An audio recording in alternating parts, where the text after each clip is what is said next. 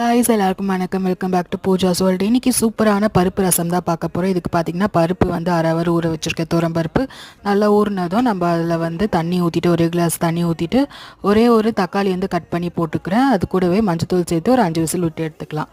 அதுக்கப்புறமா ஒரு தனி கடாயில் எண்ணெய் ஊற்றி கடுகு சீரகம் போட்டு தாளிச்சிட்டு ஒரே ஒரு வெங்காயம் நல்லா ஸ்லைஸ் பண்ணி இதில் போட்டு நல்லா வறுத்து எடுத்துக்கலாம். கூடவே கருப்பில் சேர்த்து நல்லா ப்ரௌன் ஆகிற வரை நல்லா வதக்கி எடுத்துக்கோங்க.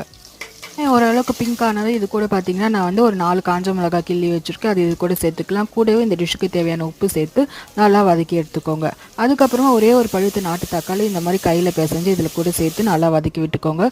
மீன்வயல் மசாலாவுக்கு பார்த்திங்கன்னா 2 டீஸ்பூன் மிளகு, அதுக்கப்புறமா ஒரே ஒரு டீஸ்பூன் சீரகம், ஒரு 4 பல் பூண்டு சேர்த்து மிக்சியில் ஒரு மாதிரி கொரன்னு பவுடராக அரைச்சி எடுத்துக்கோங்க. பருப்பு கூட ஒரு புளி தண்ணி சேர்த்துட்டு நம்ம அதுக்கப்புறம் மசாலா அரைச்சி வச்சுருக்க சேர்த்து கருவேப்பிலை கொத்தமல்லி தூவி இறக்கிட்டிங்கன்னா சூப்பரான பருப்பு ரசம் ரெடி. இந்த டிஷ் பிடிச்சிருந்தா சப்ஸ்கிரைப் பண்ணி சப்போர்ட் பண்ணுங்கள்.